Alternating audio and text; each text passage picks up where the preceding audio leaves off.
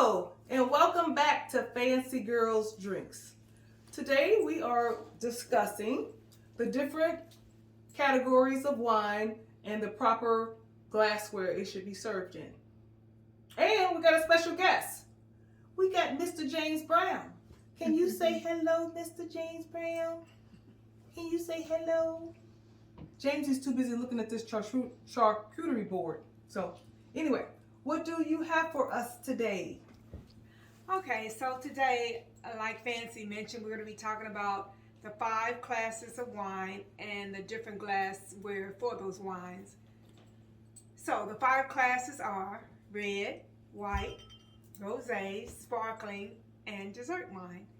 So we're going to start off with a red wine. So all glasses have the same parts. They have a rim, a bowl, a stem, and a base. So regardless of what category of wine, they're all the same. Rim, bowl, stem, and base. And then within the last few years, what's become popular is the stemless wine glass. You know, these are considered for more casual occasions, or if you have that person that comes over to your house and every time they come over, they knocking over a glass or spilling the wine or breaking the wine glass, and you want to give them the stemless for sure. I wonder who would that be? James, is that you? Is that you, Fancy boy? And the other thing too with a stemless wine glass, as you can see, I'm holding it in the palm of my hand, so it changes the temperature of the wine, and so that's why the stem wine glass comes into play, because most people hold the wine glass like this, and so what you're doing is you're changing the temperature of the wine, so you really want to hold it by the stem. Okay, so we're going to start with a Bordeaux, and with the red wines, there's different categories of wine, red wines, and there's different glasses depending on what type of red wine you're drinking, but we're doing a Bordeaux today. So a typical restaurant pour is 5 ounces. So now we have some big wine glass, but I just want to show you. So that's a 5-ounce pour. Normally, certain people, when they pour it at home, we won't mention no names, but this is your at-home pour. Really? So let me see that. So you telling me, so now when I go out to a restaurant and I get this glass, I'm thinking, oh man, they shortchanging me. Like, where's my wine at? But you're telling me that is the proper amount when you're out in an establishment, restaurant, bar, what have you, 5 ounces. But when we're at home and you're kicking it and having parties or whatever, you're drinking this a lot more. Right. But this is the proper amount. Right. Okay. So when you're in a restaurant, don't get mad at them and saying, oh, they being stingy with the wine, because this is a standard pour. Now, some establishments, they may give you a little bit more depending on their budget or depending on if you're a regular, but, you know, don't ruin your whole night by focusing on they stingy with the wine, because this is what it should look like. You see that, Jamesy? And so with a burgundy glass, the bowl is typically a little wider so that oxygen can get in and disperse the flavors. And so that when you taste it, initially, you don't get that bitter taste, that astringent taste from the tannins. So that's why the bowl is wider. Okay. Okay. So that's your normal pour, and it's the restaurant pour. Cheers. Cheers. And most people kind of swirl it before they drink. That's pretty good. To release, you know, the tannins. Okay. So the next class of wine is... Say bye-bye. Bye, James. He wants some wine. Look, he's trying to get some wine. You cannot have any wine, Mr. James Brown. So go ahead on. James Brown, you cannot have no wine. Okay, bye-bye. So now our next class of wine is the white wine. And so the white wine glass, the bowl is slimmer so that the wine will stay cooler longer.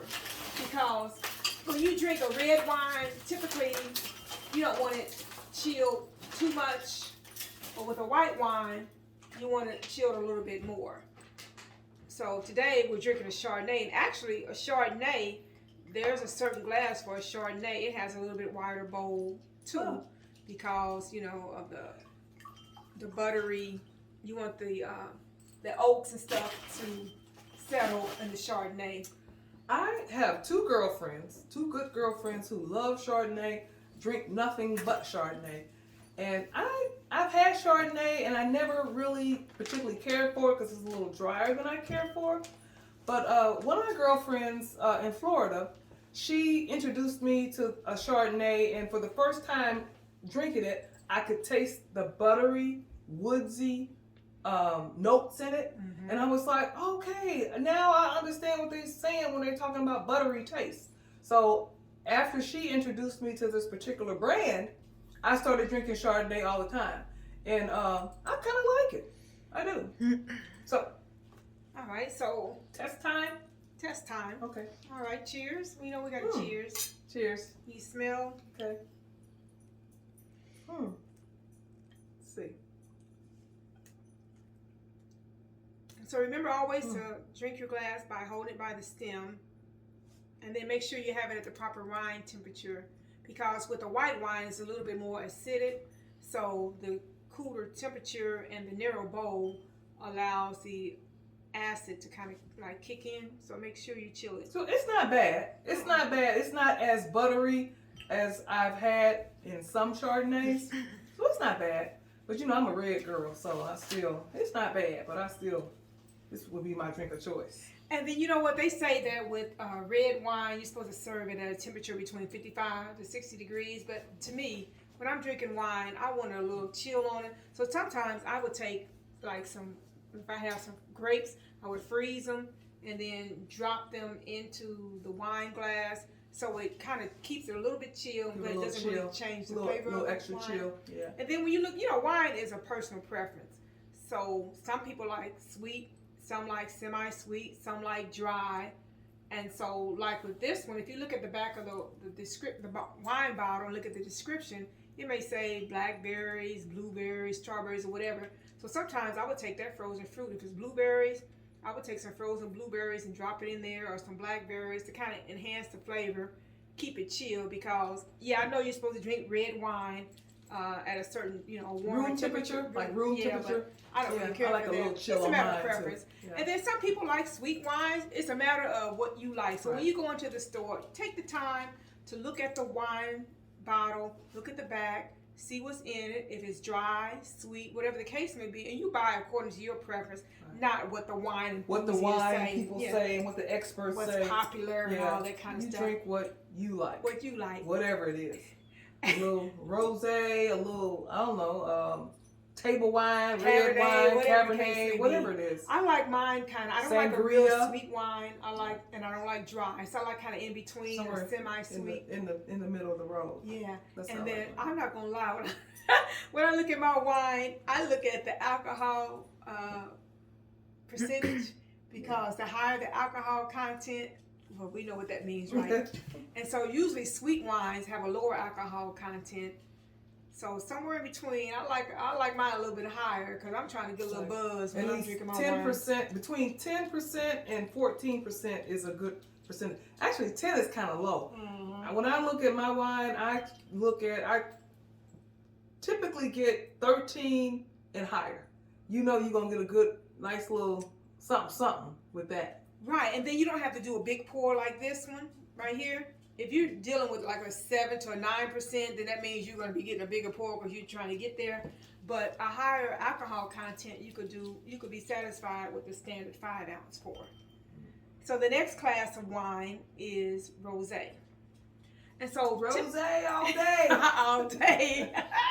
So rosé, typically you can serve it in the same glass as you do a white wine, a slimmer bowl.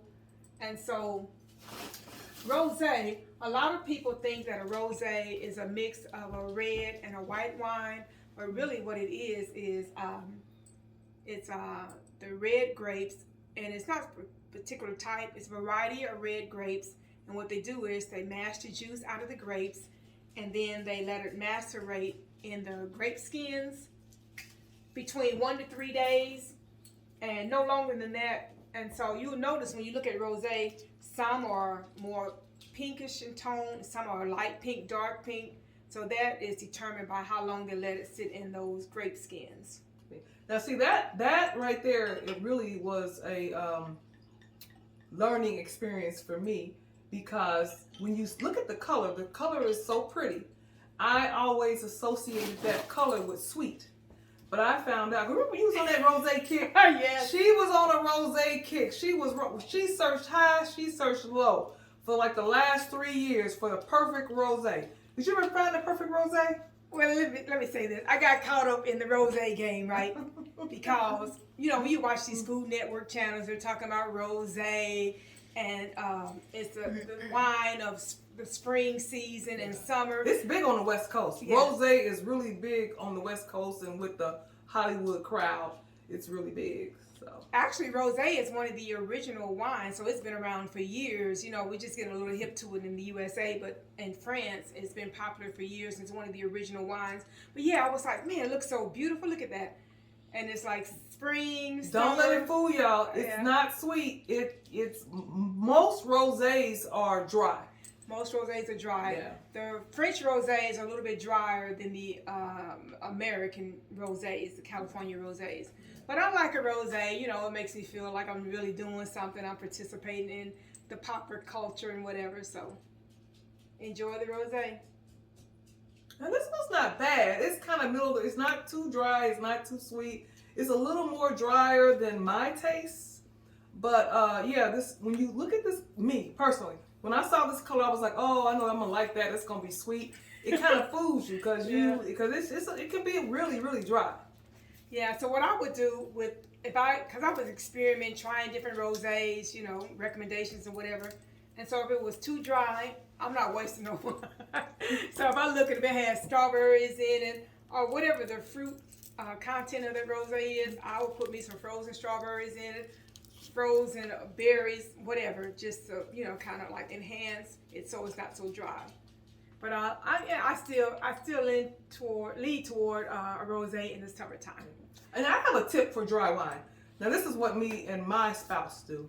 If we open up, we're experimenting, trying different wines, and we open up a bottle of wine that's too dry for us, we normally take it and make it into like a wine spritzer. So we would take the wine, we would maybe add a little bit of ginger ale to it, a bit of fruit to it, give it a little sweeter taste. Instead of pouring the bottle out, you can still enjoy that wine. Just enhance it a little bit with some fruit, with some ginger ale, maybe a little 7-Up. Make a little what they call a wine spritzer. Or turn it into a sangria. Or a sangria. Same concept. Some more fruit, a little brandy or something in it. Same concept. Just kind of enhance it. So don't waste the wine. Don't just pour it out. Remember that. Don't pour it out. If you do not like it, you can enhance it with brandy, maybe a little cognac, flavored brandy, fruit, and just make it and put a lot of ice in it, a lot of fruit in it, and then enjoy it that way. Don't pour it out. It can just experiment with it. So anyway, my little 2 cents. And I love me a sangria. Well, hell, I was gonna say in the summertime, but I love it year round, depending on just depending on what wine I have. So our next class of wine is sparkling wine or champagne. And so we have a champagne flute or a champagne coupe. So it depends on... Is it coupe? Now, comment down below, because I've heard it pronounced 2 ways. I've heard it pronounced coupe, and I've heard it pronounced coupe. So anybody that know the correct pronunciation, comment down below and tell us. I don't know. I just say coupe. It could be coupe. If I say coupe, and I think I have to put up like at least one finger, you know what I'm saying? So anyway, with the flute, with the champagne flute, it holds the bubbles in so that it doesn't go flat. You don't lose that carbonation. So that's why you lean toward a flute. And then with the coupe, because of the wider rim, I'm gonna need the opener. I like a coupe because it just, to me, it looks kind of like classy. It's kind of like old Hollywood. But what happens is, because of the wide rim and bowl, it goes flat a lot quicker than the flute does. So I'm gonna need the little grip. Oh, we have a malfunction here. Yeah. So in the meantime, check out our. Oh, the charcuterie board. Yes. Ooh, I need a fork and a plate. Yeah. So you know what? With wines, you want to check out what pairings can go with your wines. So I know back in the day, it would be like, okay, white wine goes with fish, chicken, red wine goes with beef. But really, it's a matter of preference because if I want red, I'm drinking red. And then they say that the type of wine that you drink enhances or complements the flavor of the food, vice versa. But for me, it's just all about taste. Okay, so you prefer the flute, correct? I prefer the flute. Yeah. Okay. I'm a flute girl. You know what? I poured that all wrong because really you should like slant your glass and pour it in so you don't get so much bubble. She likes a lot of bubble. She loves champagne. I could take it or leave it. Honestly, I would drink a glass because of of occasion or whatever. But I could take it or leave it, honestly. But what I found out is that a lot of people call everything champagne that has sparkles to it or have bubbles to it. I was reading an article or saw something on television or something, and it said that if it does not come from France, it is not champagne. You have sparkling wines that come from California and throughout the United States and other regions of the world, but if it's not made in France, it has to be made in France to officially be called a champagne. So whether it's made in France, whether it's made in California, whether it's made in Florida, I'm just I like the bubbles. I'm just a bubbles type girl, so that's my preference. Yeah, like I said, I could take it or leave it. But you know what? Any day I would take me a mimosa, take some champagne if it's dry, and then your juice of choice, some some cranberry juice, orange juice, mango juice, pineapple juice, whatever. Oh yeah. So if it's a little too dry for you, add some juice to it to make you a mimosa. Yep. All right. So our last class of wine is dessert wine. So once you finish your nice, fabulous meal, you can have a dessert wine. So a lot of people opt for a dessert wine as opposed to a dessert because it's a lot sweeter. And so today we're going to be sampling a port wine. So these are our port wine glasses. Aren't they cute? It's like a little mini wine glass.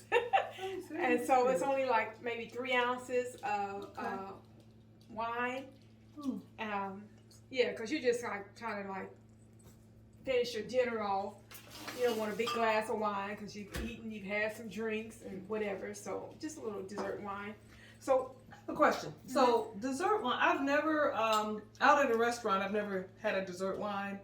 I typically would take my dessert home, and that was my favorite time of year, like wedding season. My favorite thing to do is to get a piece of wedding cake, take it home, get in the middle of my bed, get a glass of champagne, and eat my wedding cake and champagne. So that's what I would do for my desserts.